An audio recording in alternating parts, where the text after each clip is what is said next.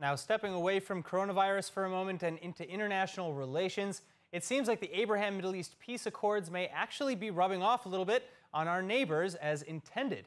This as the PLO reportedly looks to reconnect with Jerusalem, while a new Turkish ambassador to Israel has also reportedly been appointed following an intentional 2-year vacancy. But joining me now to discuss is Israeli journalist, author, and attorney Ben-Dror Yemini. Ben-Dror, thank you so much for being with us. Now, let's start with reports of the PLO wanting to resume discussions with Israel or cooperations with Israel. What is the significance of that? Is it true? And is it connected at all to the Abraham Accords or the incoming Joe Biden administration?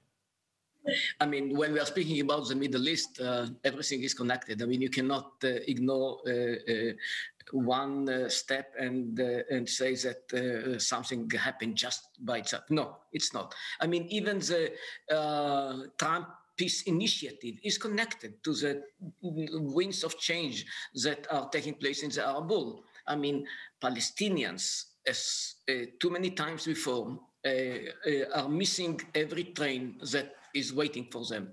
Is there any chance that now they are changing the way and saying to themselves, look, so many Arab states are actually having formal or informal relationship with Israel, so we are going to miss the train again? Maybe, just maybe, something is happening. Maybe there is a change.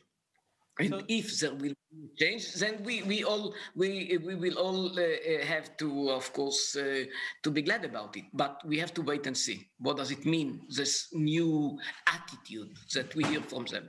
All right, well, let's move on to Turkey then. What is the state of Israeli-Turkey ties today? And are you predicting a reconciliation of sorts in the near future? I'm not sure about it. I'm not sure about it because we have to bear in mind that actually Turkey is hosting part of the leadership of the Hamas, part of the leaders that Al-Aruri, for example, that is running all the operations against Israel in the West Bank. So I'm not sure that it's a real change. And if it is, of course, we have to welcome it. But we have to wait and see. The main story, actually, between Israel and Turkey right now is about the sea and about who is permitted to take oil from which part in the Middle East, in the Mediterranean. So maybe, just maybe, because they need so much Turkey to have more share in the gas or oil or whatever, they are making a change. And we cannot, of course, forget that there is a coalition between Cyprus, Greek, and Israel, a kind of bloc that Turkey does not like, but maybe because of that, they are beginning some moves of change. So is are Turkey's motivations changing at all? What are they? Turkey has interest, which is legitimate. Of course, but is it really primarily focused on gas and and their own personal economy, or are they interested in forming a long-lasting peace with Israel? No, that I'm not sure about, because we are facing a process of Islamization in Turkey. I mean, they are part of the Muslim Brothers.